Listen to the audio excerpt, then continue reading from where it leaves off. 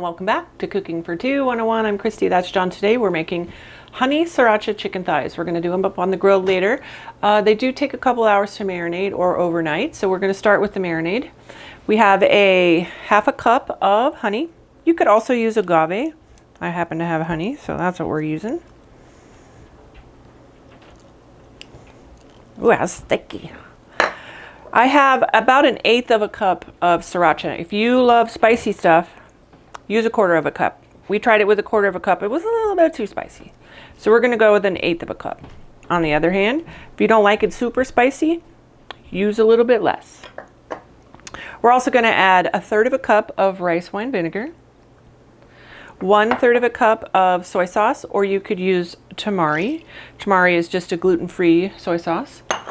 And then we're also going to add a pretty big chunk of diced up ginger. I would say it's probably the size of my thumb when I was cooking it up or chopping it up.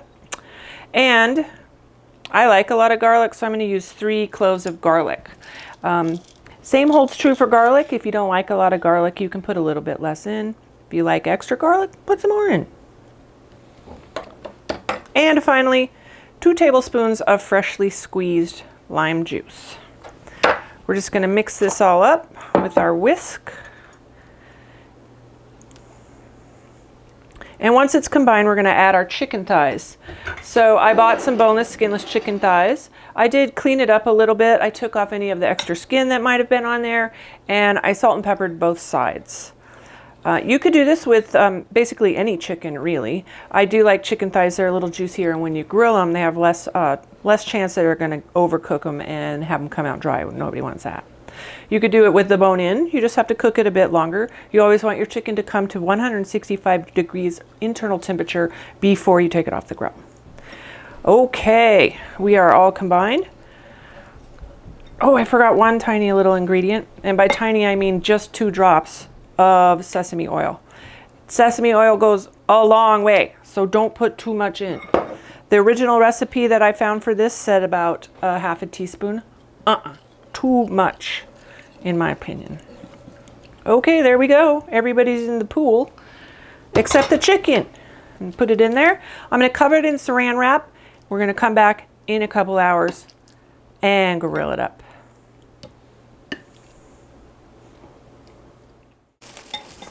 Two hours later, chicken's ready. Yum! I love chicken, especially that's been marinated.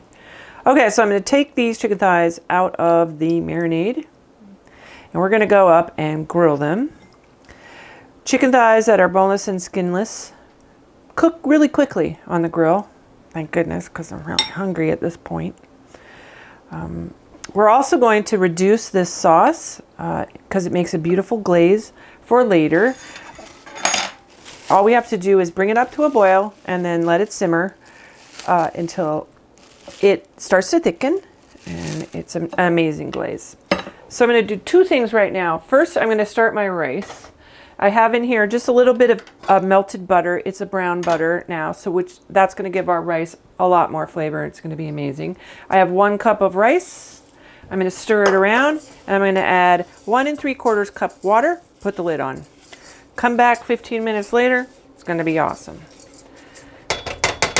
After that, we're going to start our sauce. Here we go. I'm going to pour it right into this pan, and we're going to bring it up to a bubble. While that's happening, we're going to go grill some chicken. We'll be right back. All right, we're up top. Our grill is at about 475. Okay, which one is it? It's 475. It's really hot. And to make sure that these don't stick, I am going to give them a little spray with some avocado oil.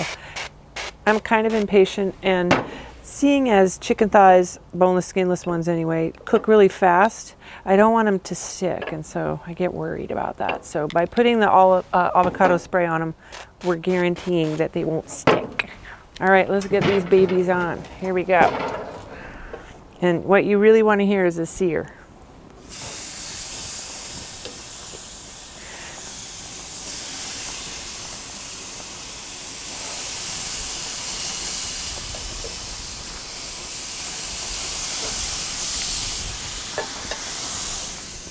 Okay, so the general rule of thumb is they will release when they're ready to flip, but because they're boneless, skinless, I get worried. So I peek.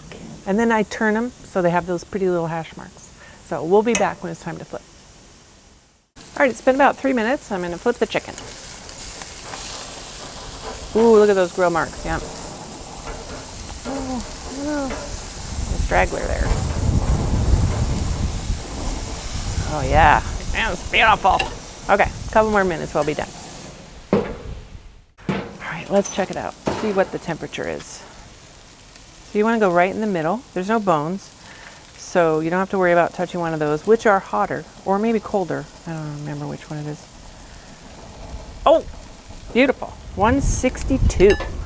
That means with carryover heat while it's resting, it'll bring it up to 165, which is the magic number. We can have some chicken. All right. See you back downstairs. So we're reducing the marinade, and the important thing to remember about reducing the marinade that you put your chicken in is that it has to come to a boil, like for like a minute. You want to bring it up to a very high temperature without burning it. So you want to stir it, and then you're going to turn it down for a bit, and you're going to reduce the sauce. And it's going to take about 5 minutes. Don't leave it alone. Babysit it. Don't want it to burn. A lot of honey in there. But when you put this on your chicken later, it's going to be good. All right, everything's ready. I want to show you how beautiful the glaze is now that it's finished. Look, you could draw a line right through it. See how it stays? That means it's reduced completely, and it is going to be a beautiful sauce. Oh my gosh, it smells amazing. Great. All right, here's our beautiful chicken. I'm going to slice a little bit up. It's hard to eat a piece of chicken when it's not already cut. So you just want to make it into bite-sized pieces, just like that. That's a sharp knife. Oh, it smells good. Yum. Okay. I'm going to serve this with a spoonful of rice, because rice and chicken is yummy. There we go. I'm going to garnish it with just a little bit of fresh parsley. If you had cilantro, that would be yummy. Some fresh chopped scallions, especially on the rice. It makes it taste so good. And some fresh squeezed lime, sorry. And then don't forget about your beautiful sauce. You want to drizzle that all over the chicken and a little bit on the rice. All right, let's give it a try. It's cooled down enough, yay, finally. Okay, here we go.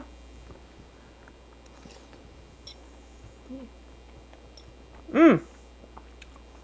It's spicy, it's sweet, it's got that yummy char from the grill. The rice is picking up all the flavors from the sauce. The freshness from the scallions are delicious. I say yay team, you should try this.